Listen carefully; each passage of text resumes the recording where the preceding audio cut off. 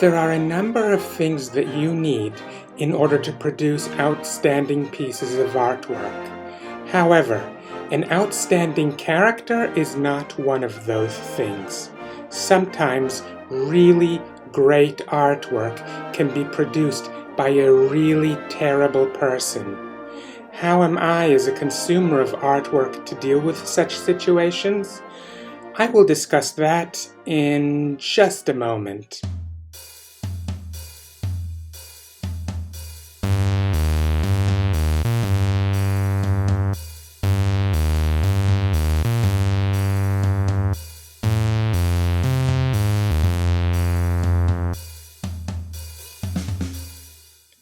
Hello, Internet.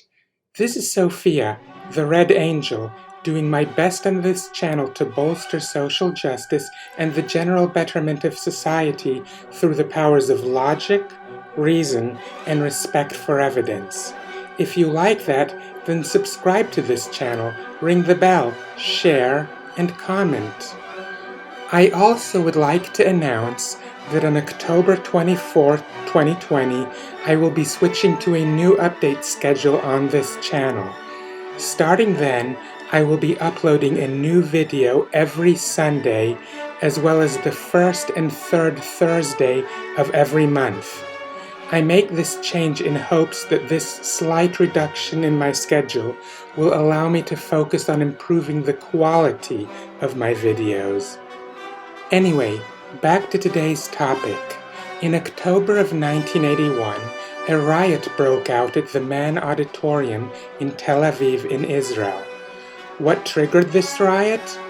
Zubin Mehta, who was at the time the conductor of the Israeli Philharmonic Orchestra, attempted to lead said orchestra in performing a piece by Richard Wagner. Why was this such a big deal? Well, Wagner was a very virulent hater of Jews for one thing, and someone whom Adolf Hitler idolized. These factors, in the eyes of many Jews, especially but not limited to Holocaust survivors, made Wagner such that he may as well have been a Nazi himself. Of course, Wagner was not himself a Nazi, as the Nazi Party did not form until some time after his death.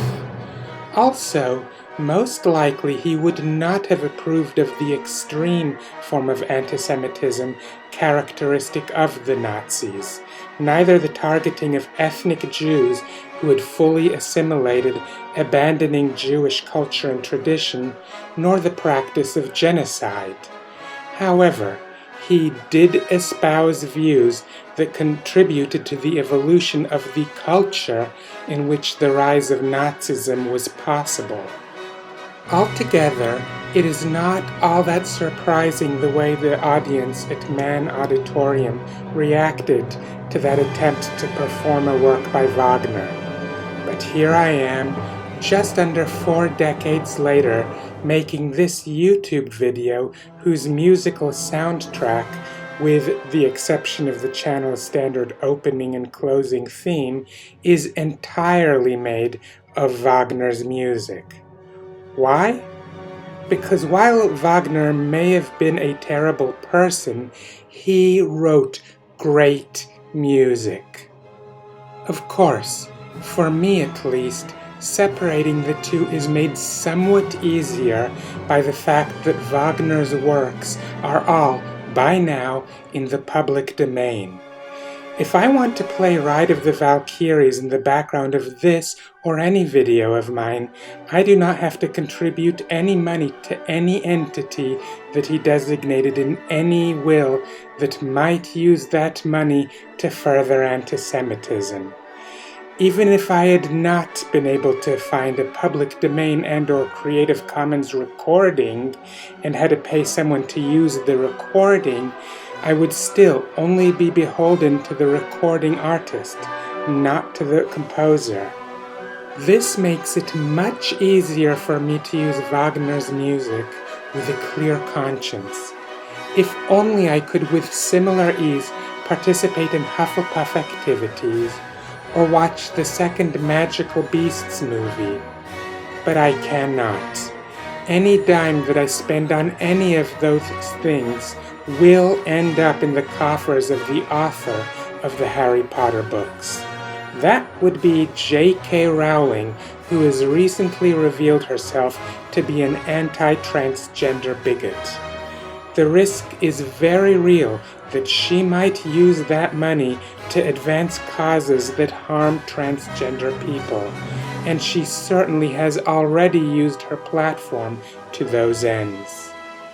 Yes, I may be able in my mind to separate the Harry Potter books from the bigotry of the writer who created them, but separating my consumption of those books and their related media from actually helping her, that is another matter entirely.